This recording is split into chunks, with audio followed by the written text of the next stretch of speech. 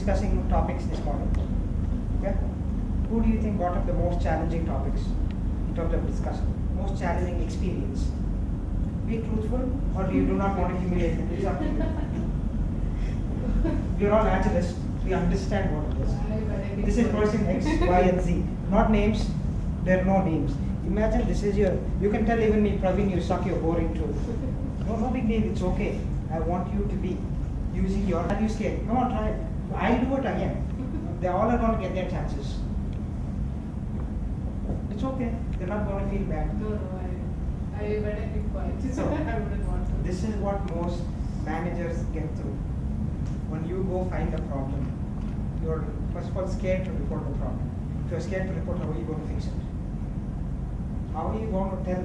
I'm telling you for the good. Don't feel humiliated. Don't feel bad. How hard is it to say those words? Right? So why are you scared?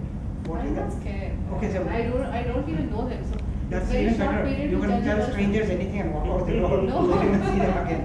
It's a short period to judge a person. I We're don't not want to judging. do it. No, we're not talking We about have to people. give views because we didn't have any much. My question was very clear. It's a short time. No, my question was very clear. Whose was the most challenging topic? I didn't ask anything about people. Whose was the most challenging topic?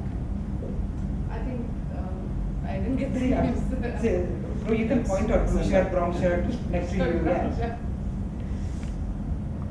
Yeah, I think brown shirt. I didn't get the name.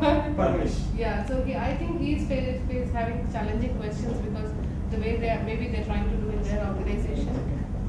So see how hard it is. It is easy to say when you preach, but you have to get into the habit. This is how you start building trust and building all these core values. At one point they will get to know your scale. You will get to know their scale. Then you all will have a common scale to work with. Right now your manager is not on the same scale as you. He may, when you say the truth, he's going to be super humiliated because he doesn't know your scale. When do you get that scale? What is okay. Number one e-commerce site in India.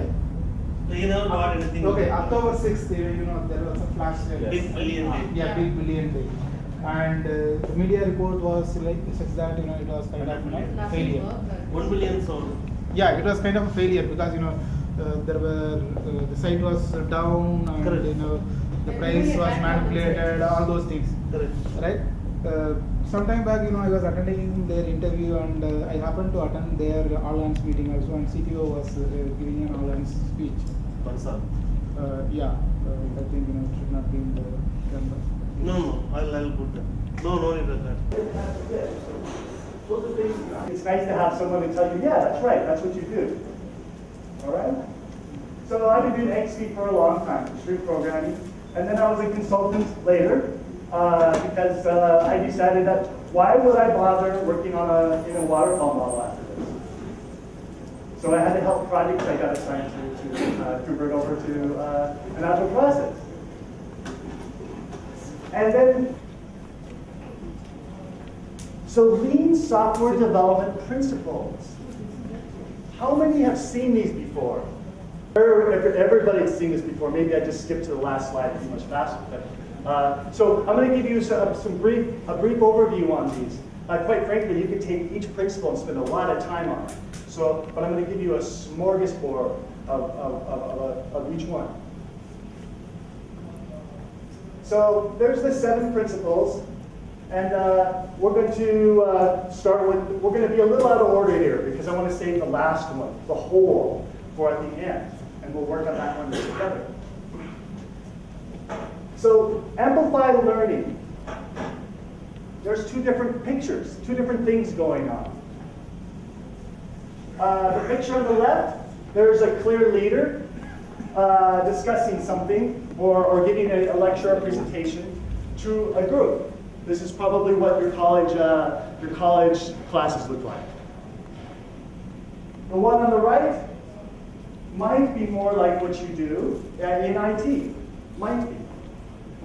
I find elements of the left-hand side happening as well, though. Okay? So there's a built-in assumption here that the people here in the background are probably, they're freshmen, they're junior, they're fresh into school, they're learning some skills, and that the guy at the front of the room is a professor who's been spending a long time, years, perfecting, teaching, probably even teaching the same class. He's probably taught the same class for 5 years.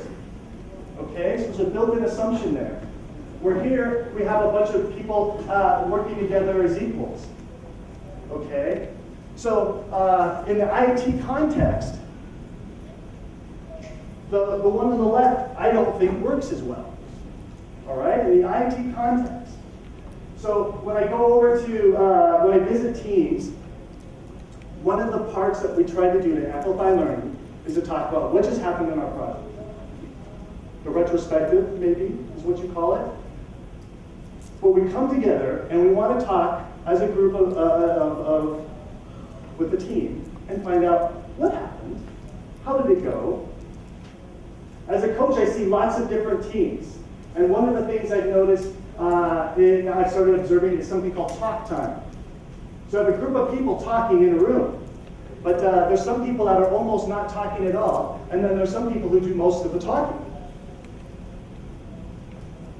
And generally, what that is, generally, maybe not everybody here, I'm not talking about the people in this room, maybe it's the other people, I don't know. But generally, what happens is the project manager or scrum master and the product ownership, they take up the majority of the talk time during a 1-hour retrospective. Okay? And then we have maybe a senior developer who's very comfortable speaking a lot, and then we have a bunch of quiet people. And if we have a team of cross-functional developers or cross-functional people, some are doing different kinds of work, if we're not all talking and contributing in that learning moment, we're not going to get the whole picture. We're going to get the picture, in this case, from the product ownership and from the project manager, who tends to turn into them telling the team what happened, and then giving them their advice on what they should do. So they're really moving into the role on the left. All right? What works better is finding a way to do this. Change the talk time so that the facilitator of the meeting, the project manager or the scrum master, is the smallest part of the conversation. Ooh, that might be kind of hard. Maybe your teams aren't used to that.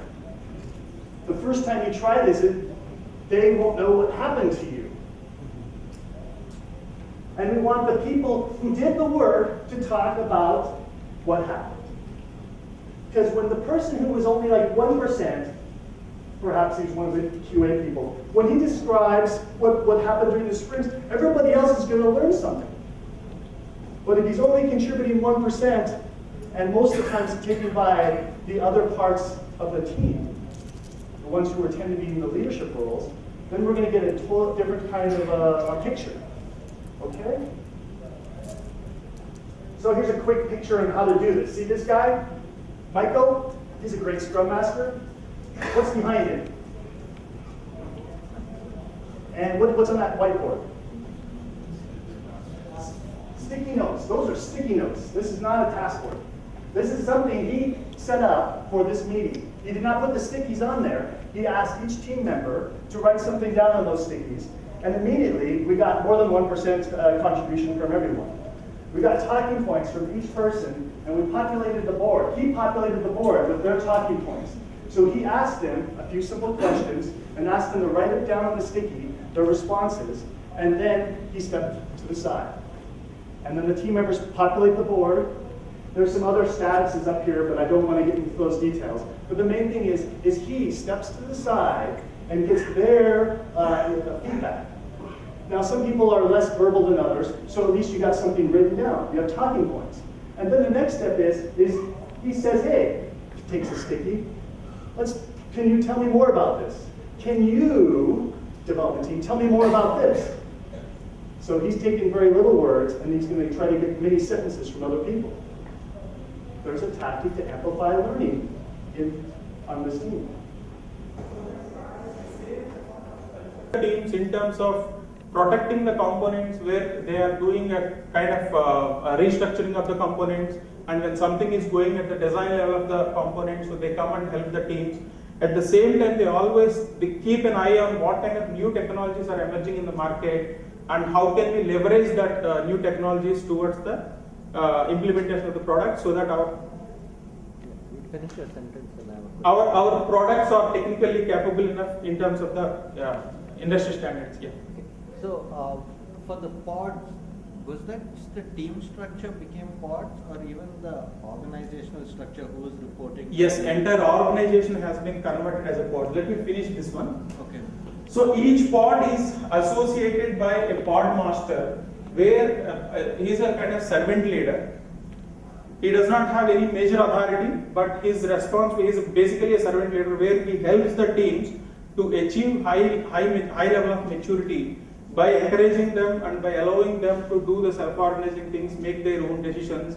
And he is the go-to person for anybody in the pod dealer structure, be a scrum master, be a team lead. If they have anything, they can directly go to the pod master and get that. So his primary responsibility is to ensure that beyond team level impediments, if there are any, they can be resolved by the pod master, so that remaining teams can concentrate on what they are going to deliver on that. So pod master is also responsible to identify any training needs for their teams, and he can talk to the respective teams and get the required trainings done for the teams. You talked about a Yeah. pod team, right? Yes. So what is the level of autonomy you have? Team decides, and then you want to expand the team, crunch the team, whatever it is. Yeah, along with pod master, yeah, they have to make a decision on that. Yes.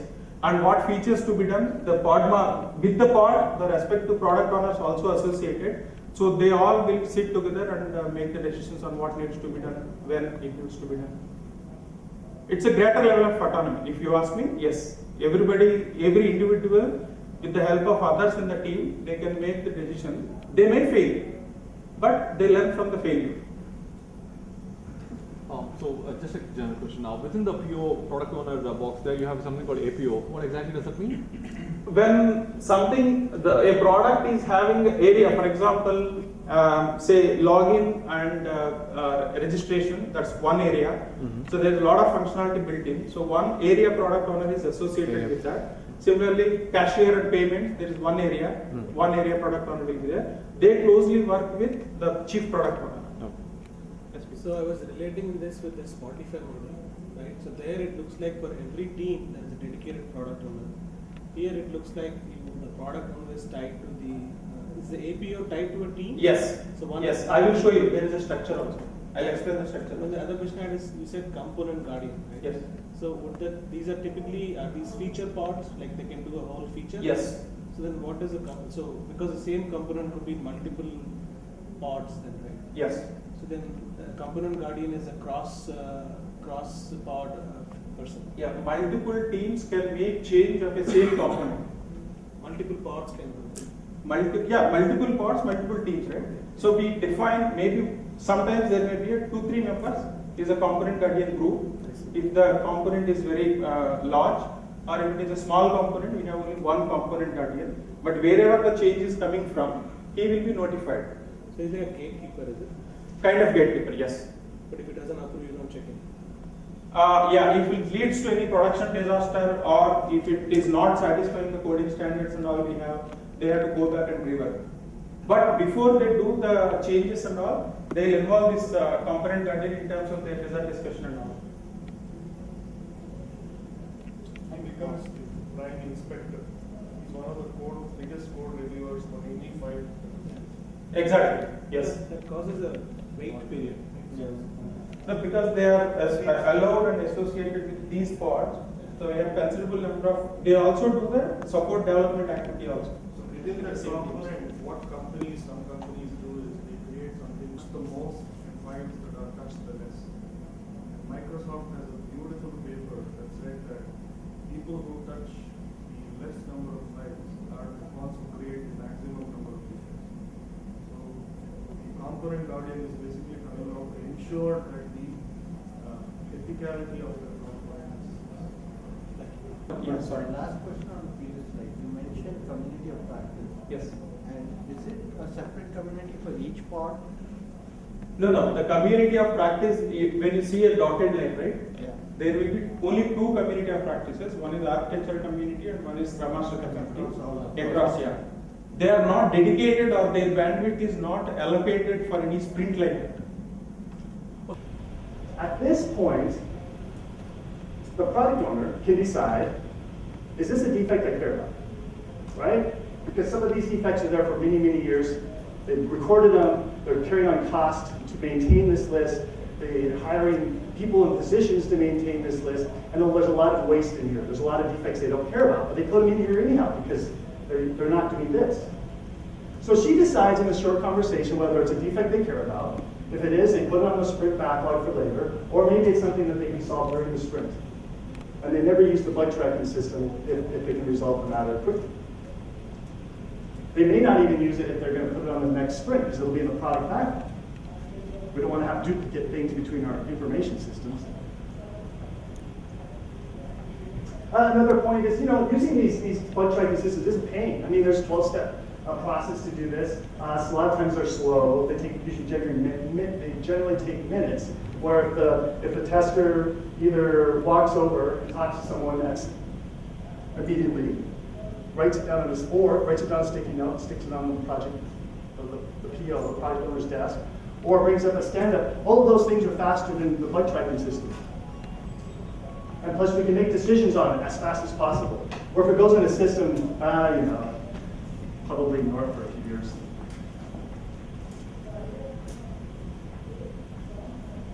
Another lean principle, empower the whole team. Can anyone tell me what's happening here? Everyone is looking into something they want to achieve, but everyone is looking at it. Good. Now I'm going to give you some more hints. It is a group discussion, that's right, all those things are right. It's, we're doing Scrum. Sorry? No, maybe you can't tell who the leader is, that's valuable too. We don't know who the leader is, if the whole team's empowered.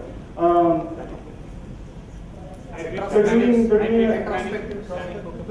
sprint planning. Planning poker is probably going to happen soon. But they're discussing some user stories here, and they have some information on definition of done here. So they've got the whole room set up to help them effectively get this done. And the whole team is, what are they doing? They're looking at something. They seem to be doing something, right? And then they're probably, are they focused? Why do we think that? Everyone is looking probably the same. Yeah, so they're paying attention. Right. What do we have here? I don't know. There's some people paying attention. I was in this meeting. I took this photo. There's my coffee cup right there. So this goes back. This is similar to the talk time problem.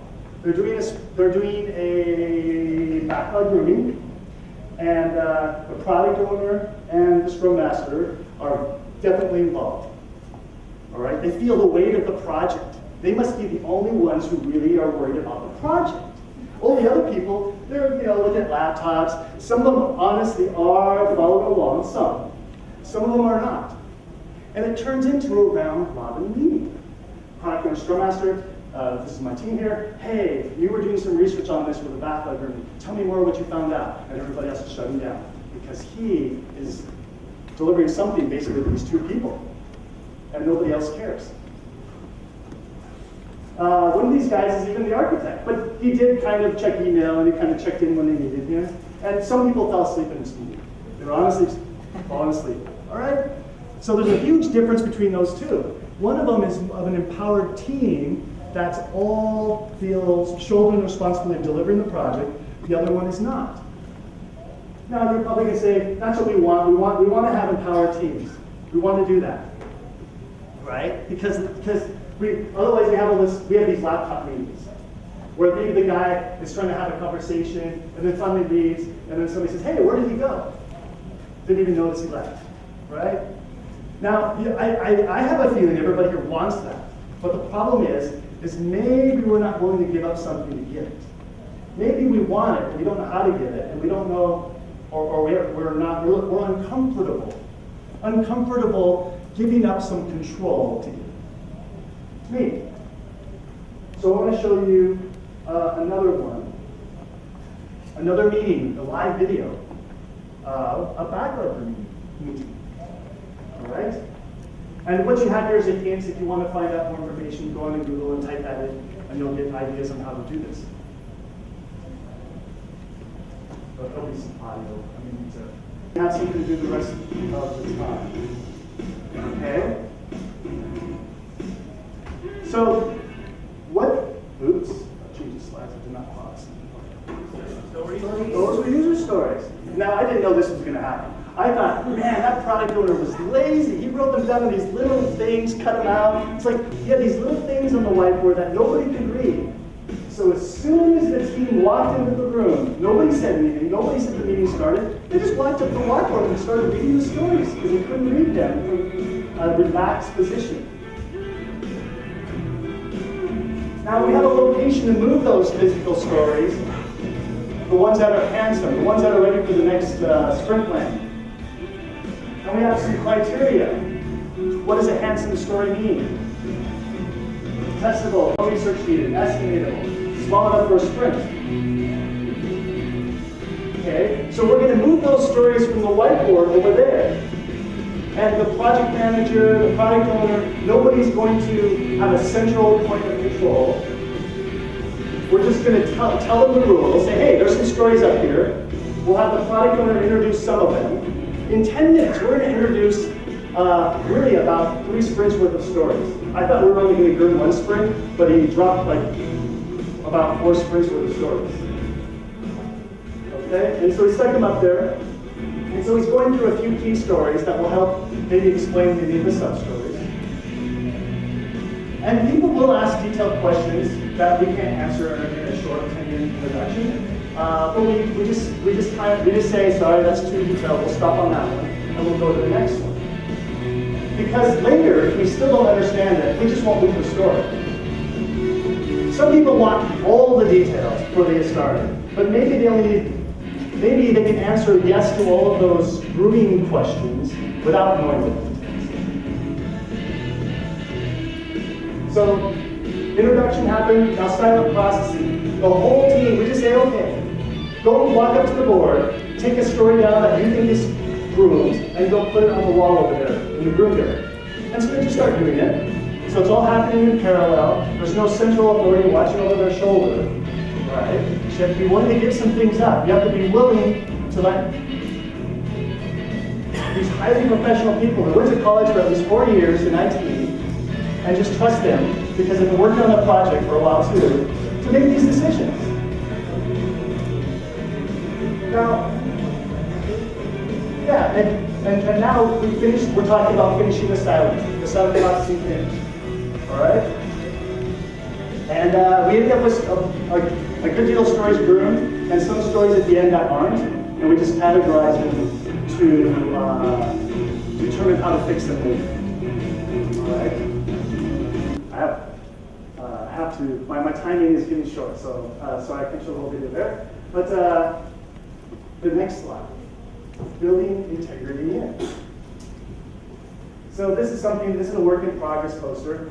This is about BDD, where product owner customer meet. The product owner starts writing down those behavioral scenarios right at the beginning. And then the product owner may have to communicate to somebody who works with the team. The product owner should be working with the team, but in this case, my target audience is a distributed team where the product owner isn't. So traditionally, we do something like this. We have a requirements matrix to figure out what features are going to be tested by what test. Who uses this? Project manager and maybe test manager. Did the developers use it? Maybe even the testers don't. Maybe they do, maybe they don't, not sure. Right? So it's not used by a lot of the team members. But if we do BDD and automation, BDD isn't equal to automation. BDD, behavioral driven development, is about writing scenarios to fix requirement problems. But it can also be used for automation. And we can give even more details and look at what the scenarios are, just like the one we saw earlier. Here's a given when-then scenario. And every team member, including the customer, is familiar with it. You can show these to a customer, it's written in the customer's language. It's written in the customer's jargon. The team is forced to learn the customer's jargon so we can do a good job on implementing it. The last one, see the whole. Whenever we're trying to fix a system, we need to see the whole. If you don't, if you use something like this, in a sense, this feels like we can see the whole, right? We're looking at an end date. If we can believe the data, that's the first one. If we can believe the data, it shows us the end date. Now the problem is if we use this to optimize our system, it tends to make us think about, oh, look at this QA phase, it's too long, let's make that shorter. Oh, look at this phase, this is too long, let's make that shorter. And it makes the schedule change. But the thing is, it's telling us lies at that point. So I want to introduce to you, here's the tool that I want to use very soon now, that we'll use as groups. I want you to think about your project and the phases. You may have different phases in here. But when we think about continuous delivery, you shouldn't forget about the need and how it gets discovered, and how much time it takes to get to developing the requirements, how long it takes to do feature development, how long it takes to do UAT and QA, and then go live. So the cycle time to get to the market, from the point when somebody discovers a need. You can say, well, that's not my role. My role, maybe you're a development manager. My role is this. It doesn't matter how fast we are later on, because the bottleneck will still be there, and we won't get the value that we're trying to get. So how to do that? Here's what I want you to discuss among your groups. What if I gave you a really easy requirement? Easiest requirement you can imagine, hello world. But you have to do it in your application. You have to use all tiers of your application too. No cheating, don't just put like hello world on the HTML page if you're working on a web app. But think about how do I move that feature, hello world, all the way through the many tiers of the application. After when you do this too. So you may change other code. So you need to do the same QA processes to deliver this hello world feature. And everybody's going to have different cycle times for this. That's okay, that's expected. You have different applications. But at least know what is the fastest you can go, and then measure the other than principle I haven't talked about, the waste in the process. Because when we decide things too early, we do a bunch of heavyweight things to help us not forget, like bug tracking systems, like requirements tracking systems, traceability matrices. Well, we'll forget stuff because we take so much time to deliver products. Love different departments, all right? And maybe we're worried about giving the team too much power. We're worried about them making a mistake, and we feel that we can't let them make a mistake, so we need to bring it into more of a lecture mode, okay? So I want you now to try this out. You have paper and pencils at your table, and you have groups at tables. Go ahead and think about, and you can discuss with somebody, you can organize your group however you want. But create that picture that has your end-to-end delivery cycle, and think about how long it would take you to do hello world. I already gave you the requirement and the need part. That's easy, right? That's like a few seconds. But the development, the testing, and then get it into operations. Okay, so go ahead and get started.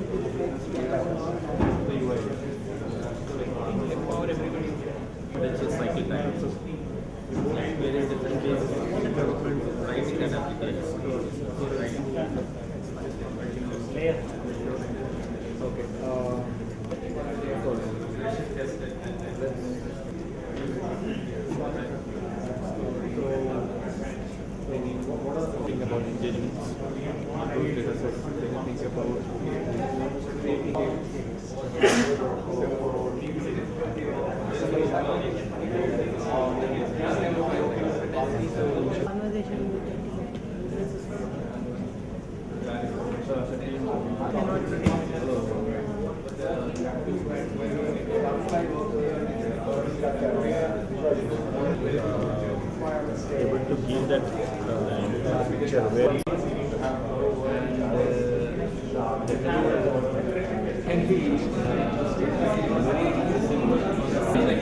Okay. Let's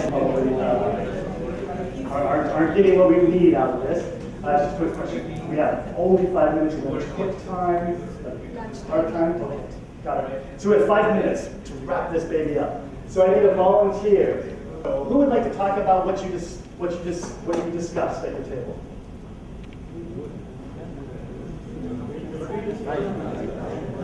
Go ahead. All right. I'm going to sweeten the deal even by giving him a free copy of Scrum Noir Project Management Comic. Thank you. How about with certain assumptions to be made about the environment which we work in, right? So a team size, and let's say there will be a developer, a QA person, and the project manager, and the process also which we will be following, right? So let's say a Scrum can have an overhead of planning, and then there are many other Scrum things. But in this context, maybe a Kanban process which might not have any other overhead might be appropriate. And I think we made certain assumptions around what would be the engineering environment, and in that context, how the work will get done, right? One question. Did you actually discover the cycle time for anybody's application? No, I think we could not reach at that, but I think we would just, okay, there'll be a requirement, the design, development, functional testing, regression, and then delivery, right? So that will be the kind of engineering process which will be followed. But we did not come to the, okay, it will take this much time to go through this process. Okay, thank you so much. Just wanted to add. Oh, sure. I think our discussion was more on, how do you optimize waiting time as well, right? In terms of, we took an application and we were discussing on, securing the availability. Okay. Those were our, focus areas, and to see a process that optimizes wasting time when we are talking about eliminating waste. Okay, did you identify, sorry, I was asking another question. Did you identify any waste that you could remove? I think the, waiting to secure, a server, waiting to secure a tool, getting access, and waiting to release, in fact, because everything else is done, but you don't have a cadence and you are waiting to release. Right. Waiting in a branch probably, right? Yeah. And then if you have a branch... Waiting to integrate. So those were the stuff that we also had. Oh, great. Cool. Well, they discovered some things. I would like you now to take this tool back to your office context and ask your team to help you with this. Say, hey team, put the boxes up there. If we had to do hello world end to end, how long would that take? And you may have to have somebody from operations come in and help fill in that part too. And then take a look at that hole and then start going through what is slowing us down. Okay? Just assume you're being slowed down. Don't say, we're going as fast as we can, that's the wrong answer. Just assume you're being slowed down. Take a look. Thank you, everyone. My name is Lance or Lance. I have a Twitter feed where I talk about test automation and agile things. As I read books on the Kindle, I might capture some cool things and share it over that. I also have a website. One of my philosophies is to learn things and have fun. That's why I have project management comics on Amazon. And I also have a website that teaches about behavioral-driven development and tries to teach you what is behavioral. What does behavioral mean versus implementation? And there's my email and voice IP number. And yeah, we'll get a free comic if you want. You can install that on your phone. Sorry, what's going on? Bad Boys of Scrum, available for free until Tuesday. So get the Kindle software installed for free on your phone and you can go download it. All right, thank you everyone. I don't know if we have any time for QA. I'll ask you. I think we can take 2 questions. So. Okay. Said if we have any impediments during the vision. Yeah. My question is like automation and continuous integration. Yeah. Okay. Or like whoever is the company moving from waterfall to agile, when they don't have this infrastructure. Okay. The time taken for the developer to complete his work. These are the 2 key bottlenecks. Okay. So you're saying they wait like they don't have enough automation to answer them like in 10 minutes. I have written 1 new line of a code whether it is good, bad, ugly. Right. So for them it may take several days because of they don't have the system, Right. and there is pulling down. So now the question, you've identified the bottleneck. Yeah. And now to fix it, you have to tell somebody who can allocate some resources if that's the problem, if it's environments. Yeah, here it is like the management also understands this, but for us to do the turnaround, it may take several months. To transition, it will To take transition, some, yes. that's very rational. It'll take time to, and you know what? In the meantime, you work on that picture of the whole, and you keep telling people what could happen if you get those environments, how much your cycle time can get reduced. And now the bean counters, if you will be happy because they now see the value to spending money on this situation, right? And also how like the Scrum teams might sometimes get frustrated. The transition is going to take a little longer, and people might lose their motivation, momentum, morale. So what do you do? What should we do? Status, keep telling them what's happening. Hopefully, now this is interesting. So you're really demanding your organization to make some change, right? And it may take time. I mean, 2 months actually isn't so long for maybe this problem. But so if you can somehow find a way to trickle back some status and keep reminding people in the organization who are, if they did agree to help you, start saying, hey, how's it going? Because I want to tell the team something. So we're changing the relationship around, or we're asking management to give us status reports, right? Now, we can do it lightweight, of course, as Agile people. Have them come to the stand-up meeting every now and then and talk about how things are going. And if you can get some representative from the organization come to a stand-up and just give the team feedback on that, I think the team will feel like, oh, that's great, it's working on it. I feel like something's happening. Because honestly, we have this case where sometimes we don't trust management doesn't trust us, and both sides ask for lots of reports. But one of them pays the money, so we have an imbalance. But if you have a good service-oriented organization, or you can try to transform to that as well, try to get these new habits where management is bringing some information back to the team. So for this reason, you can stop them. Okay, thanks. Like I have. Last I had a question. How, for example, when you're doing... I'm not a comic books, I'm sorry. That's all right, no problem. It's all right. So when you're doing XP, right, I mean, you're doing paid programming, you do probably have people switching stuff from here and there, but still everybody in the team don't get to work on that area of code, right? Yeah. So my question is spending a half an hour to 1 hour retrospect on the code done the previous day by the whole team, trying to understand what changes went into the code, is it against lean principles or is it with the lean principles? Because it's I don't know if it's based on time. It smells like we're not doing something as fast as possible. So we're saving it a little bit for the future. And then if there's any feedback, like changes that want to be made from that meeting, then those changes will be take time to also go back and do. Yes. So what I'm hearing is you are doing some pair programming, or maybe a lot, I'm not quite clear. I'm a little surprised that isn't enough, and there's something happening in your context if it isn't. And we have to have a longer conversation. Okay. But that, I would take that as a smell, or as a code smell, or as some sign of waste. Now, is it a big waste? Is it the biggest thing to fix right now? I don't know, but it doesn't quite feel right to me. It's a code review. It's not something to learn. And yeah, okay. Okay, so I'm sure this was a very interesting topic, and all of you have loads of questions to ask.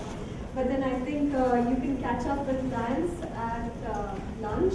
So lunch is served, it's outside. Just give me a second.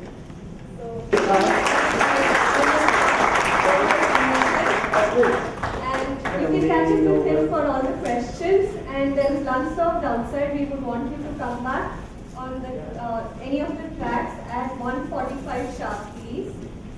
Also panelists were preferable at the concept level. So we're going to have just a couple of rounds of discussion where each panelist is going to share their experience of using lean and agile concepts. Especially we talk from the point of adoption, right? So have you guys noticed the patterns of agile and lean adoption in the software industry? And how many of you have actually witnessed lean adoption at all? org level in your own company from the audience? Okay, there are quite a few guys. Okay, so we also have another buddy there. So obviously, if you really look into Indian scenarios from the adoption of lean in the industry, right? So a lot of agile large-scale transformation when they start, some people consider to use them along with the agile and things like that. But we want to really hear from the experts about their own experience of basically what are the typical patterns that are currently in use. Again, they're going to share their Indian experience also, although it's a global phenomenon. So without much delay, we'll get started. And for the people, we would also like to make it a little bit of collaborative event here. So feel free to write your own question in line with this pattern. So let me read that in line with the theme. Let me read the theme again. It's called Patterns of Agile and Lean Adoption in the Software Industry. Okay? So feel free to write any other questions, and we'll have our facilitators, Shantaram or Vibhu, would collect your cards and then see how we can squeeze them in between. Okay? So should we go for a round of quick questions? Are you guys ready? Sure. Okay. Okay, so maybe we'll go in the same order, starting from here. Okay, so the first question to the panelists, and each one of you could answer maybe about 30 seconds or maximum 1 minute time box. Okay, so just as a... Okay, so we'll do a first round as an introduction of the panelists. So do you want to introduce yourself briefly? I'm Jim. Okay. Gopal from Alcatel-Lucent. I'm Arvind Rathore from Societe Generale. I'm Vikram from Cisco. I'm Soma from SIQ. Sunil from Symantec. Okay. Gautam from SIQ as well. Okay, that's cool. So you can keep the mic on. Maybe now you can start. Okay, so you get the term. The first question that we had for the panelists was, agile adoption at scale definitely requires a lean startup approach. This is our statement, and we want to hear your thoughts and comments. Okay, so from my own observations, and I think this is based on our personal observations, so I think the answer to that question from my own experience has been, it works really well at the startup level. So most of the startups, who want to get better, it seems to be working really well where they understand the lean startup, they want to, adopt it. And also at the same time, once they go into the actual development phase and all, they obviously want to, kind of get some flavor, Scrum flavor, Agile flavor of, using Scrum or anything like that. So I have personally seen that work really mostly, not rather really well. I think I've seen it work mostly in the startup industry rather than the actual enterprise level. Okay, thank you. What I'll probably add there is, although lean startup as a concept probably you may not see in large scale, but elements of it certainly are there. I mean, there are a lot of things that are just common sense. Sure. And a lot of agile and lean is about common sense. So, like for example, building, measuring, and learning from it. You just use different words to mention the same thing in agile and in lean, but you see that everywhere. Right. A couple of new things, probably making it explicit to call it pivoting, to actually inspecting what's not working for you, something that is structurally you need to change in terms of your strategy, and then actually doing it. Some of those things probably don't happen as much, and that's where you need more focus, but it can certainly be made to work at large scale as well. Okay. So maybe to add to that, initially if you see there are so many ideas.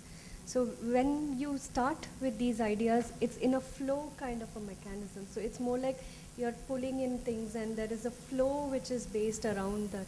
So that is when lean actually kicks in. And once you start into development, it's more of probably agile or lean which comes up. But if you initially see that period probably is more focused on lean is what I felt. Okay. Sure. Yeah, I've been experiencing this agile transformation only in a large company, right? And the main problem or the speed of transformation is slow because people don't get the concepts of lean. Even for the executives who believe in their heart that we should go agile, their head doesn't work that way actually. So that's the reason I feel that the lean concepts is something they should understand. Then the path will be much faster. Okay. So my 2 cents on that is, Agile, we being a large organization, right? Lean startups for scaling up Agile, the jury is still out on that, right? But then some of the principles for sure, like Agile startup, Lean startup talks about the MVP, minimal viable product, or validate your learnings and then, broad base it to a larger organization. Those two can be a straight, takeoff from the Lean startup concepts that can be used on Agile. That can be scale. applied. Yeah. Okay, good, thank you. I agree to the statement, what you said. And the way we did that was we had about 2 or 3 sample features where we tried to do Agile. And we learned from that, going by the build, measure, learn. Sure. Then we identified if we have to go really Agile, we have to make changes in organizational structure. We need a transformation in build. We need transformation the way we need to think. And if we had to scale this, we knew we had to make changes. So in each of these, we went step by step in realizing what we wanted to do. And we have made mistakes in all of this, and we have learned lessons in all of this. Okay, that's wonderful. My experience has been the language and the tools of Agile are team-based. They are insular, and they insulate teams from the rest of the organization. The language of Lean is organization-wide. And therefore, when we try and institute Agile across a large organization, we get lots of locally optimized teams and a sub-optimized whole. Sure, yeah, that's wonderful. I think most of the panelists are also of the opinion that when you're trying to adopt Agile at scale, a lot of them are experiments which are like similar to Lean experiments in Lean Startup. And there is no single formula, there is no single approach for scaling. It depends on the organization context and every organization's vision in particular. But the journey itself has to be carved out in a Lean Startup approach. I think that's what a lot of panelists are meaning also. Thank you for that first round of question. So now we shall go for the second one. Maybe we want to start from your side again. So the second one is being agile and lean is more of a mindset and an organization culture, right? So can you guys comment on the role of leadership in creating or influencing such culture? Well, yesterday at the Kaizen camp, a lot of the suggested topics and pulled topics had to do with mindset. So it's clear that mindset's on everybody's mind here. Mindset is the mindset. Leadership sets and supports a mindset, and the rank and file implement that mindset.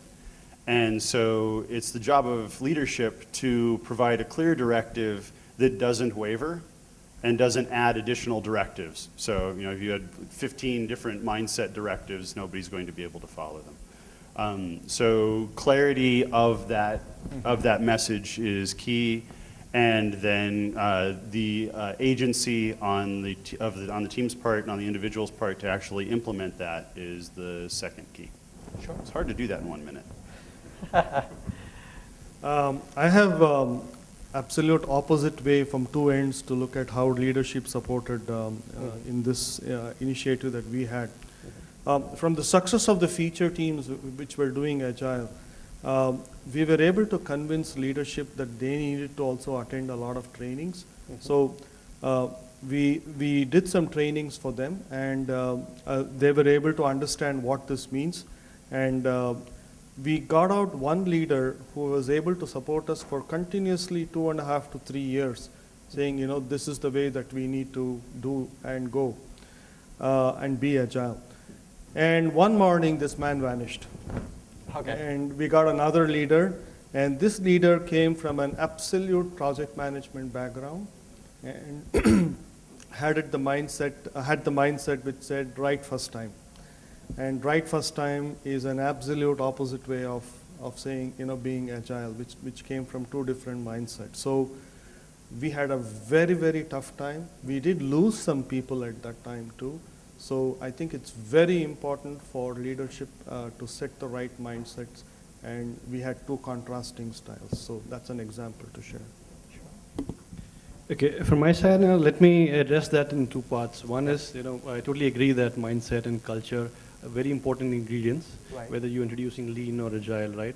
So you have this wonderful survey that comes out every year from version 1. Yeah. Number one barrier Yep. to any adoption, be it lean, be it agile, is the organizational culture, right? And so, I mean, from our side as well, that's work in progress. We've not mastered that aspect as well, right? But then the important parts to set that right, mindset and culture, which takes time, is the leadership buy-in. And when I say buy-in, it's not in terms of sponsoring or giving the budget to do it, right? That's one part of it, essential, but not necessary in sufficient condition, right? Then comes in, whether the leadership has really bought into the concept of lean or agile, right? And that's what we're trying to educate, doing a lot of sessions for the leadership in educating them. And also the leadership to communicate back on what benefits do these give and give a sense of purpose to the entire organization, right? That why is culture and mindset important and not just the processes and tools around it, right? So yeah, definitely leadership needs to do a lot more in terms of mindset, namely communicating on a regular basis, what are the benefits, total buy-in beyond just giving a budget, right? Meaning imbibing those principles as well as demonstrating that on a regular basis. Sure. In fact, just to add one point, you talked about not just getting a buy-in. It's also, we have gone past the stage where we used to say that we have a leadership buy-in, right? We have a leadership sponsorship, like just this. But now, what is really important is leadership involved in day-to-day operations, at least in the critical decision making, and are they providing the guidance during the journey by making their hands dirty? I think that's what you're probably trying to emphasize. Thank you. So, like for me, I would like to answer the question in two parts. Yeah. The first part is it a mindset and culture? I'll say yes. The reason behind my stand is that, for example, we have been in this journey. Around 400 people know what is Agile, what is Scrum. But do we get that benefit? Are they living it day to day? No. That takes time. It is a mindset change. It's a cultural change. Only as it goes, it increases, and hence, I would say that it's in mindset and culture. And what is coach's role? Coaches, this for any organization, the executives' role. They are the face of the organization, and they drive the whole company as a religion. So unless and until they are living that religion, they are living it day to day in their daily activities and roles, it's not going to happen that all the teams are going to follow Agile or Lean to the basics. So for the whole organization to follow the basics, it's important that they buy in, they leave, and they support it all through. Sure. Okay. I would really focus on the leadership part. So here I would like to add to what Vikram said. I fortunately had an experience which in a company where I'm sure JP also is aware, we work together. So where we actually transformed well and smoothly because of the leadership. They were the people who were all in. They brought in organizational changes, so there's changes in structure. So we tried to adapt towards Spotify pod structure. So if they had not been there, probably we couldn't have been able to even make some organizational structural changes which suit Agile. So in that way, it was very important to have them with us. And not only that, they were involved, they wanted to learn more, and they wanted to learn before we roll it out to the teams. And also, I guess, another major part which people forget is the HR people, the HR department. So they were, they drove transformation even at the HR department level. So if that is kind of the commitment that you have from your leadership coming in, then transformation is going to make it a little more simpler. No, I wouldn't say very simple, but it definitely reduces the burden on the coaches as such. So, thank you. Okay. So, looks like we are violently agreeing that for executives, for leadership, agile transformation is not just a project, whereas, they can't treat it like a project, whereas for the teams it is like a transformation or something like that. It is a transformation for everybody. What I like to just quickly add to a few subtle points there is, what is a culture, right? Culture is essentially set of values that a team or a set of individuals kind of follow implicitly. Where do values come from? Your life experiences kind of shape what you believe in, and what you practice. Like for example, if somebody is very punctual, if that guy comes on time and somebody just mentions it, even in a joking way that, hey, why were you late today? He will take it personally, right? So that, being punctual is a value that the person is, valuing, believing in. So, these set of values of a team, form kind of a culture that the team forms. And that's the reason why it cannot be same for two different teams, right? It's going to be very personalized. What the leader can do is to help every team identify, discover what their set of values are, what their culture is. And then visualize it, make it very explicit as to this is the value that we believe we live in. These are the values, and these are the values that we need to live towards, and not try to impart it or enforce external values, but try to just amplify the values that the team already has. And that's what the the leader can actually do to to get that transformation going for himself, and from within and not from outside. On our lean coffee table yesterday, me and Sunil and the others, where from a coach perspective, when I coach leaders, I always tell them, hey, you know what, you did a great job helping us start well, but I think it'll be even better if you continue to support. That's the most important thing, right? So that's the one thing which we kind of always work towards too, and we kind of monitor and help the management, help the leadership, maintain that. The second point is a quick example of how it's also a challenge. In one of the organizations where I was coaching, we all knew that this would always be a challenge. Management, in the beginning, they're always supportive, they're all there for the meetings, but we wanted to also show them that, hey, how many of them are actually getting involved and how many are supporting throughout the whole journey, right? So as part of the metrics, we all know this metrics, even what I'm talking about, was to manage the behavior, or to identify the behavior. One of them was how many times the leaders are attending the meetings. Now, that was one of the measure, and the monthly meetings we had as part of the thing. So the funny thing was, obviously we started seeing some slack on there, and when we started portraying that, immediately the leaders came up with a new set of innovative idea. Do you know what they started doing? They started sending proxies. So when they started sending proxies, it's in fact the attendance, in the attendance register, you get a yes for that. But would it be as effective? Probably not. So that's, it goes back to the behavior, it goes back to the values. So the definition is really hard, and it's always a challenge for us coaches to, imbibe that and, get it across to the leaders. Sure. I think also add one, because Soma also mentioned we were working in a company. If I want to contrast that with another startup company where they're trying to adopt Agile, and we have the CEO and the COO of the company sitting in Denver, and they have a counterpart here in Mysore. And I got into a call with CEO one day, and he just asked me, JP, how do we are very keen on setting an Agile culture in our company. And we have already started a lot of initiatives. We have empowered some of our guys to go to all the conferences, bring in some knowledge, spread the awareness. But we really want to do that. So how do we get started, right? And my first question to the CEO was, so how frequently do you visit this site? How frequently do you come in? He said, once in like 3 to 6 months, I'm trying hard to increase the frequency. And I said, so then what do you mean by Agile culture? And then he started explaining a lot of things. I said, Agile culture simply means walking the talk. And without your presence here, I don't think we can set any Agile culture, as even as external coaches as well as internal guys. So from that point of view, the main topic of this section was being agile and being lean requires leadership's involvement, not just the commitment, but also on a day-to-day basis, right? So we have some audience. Yep. You want to share some of the?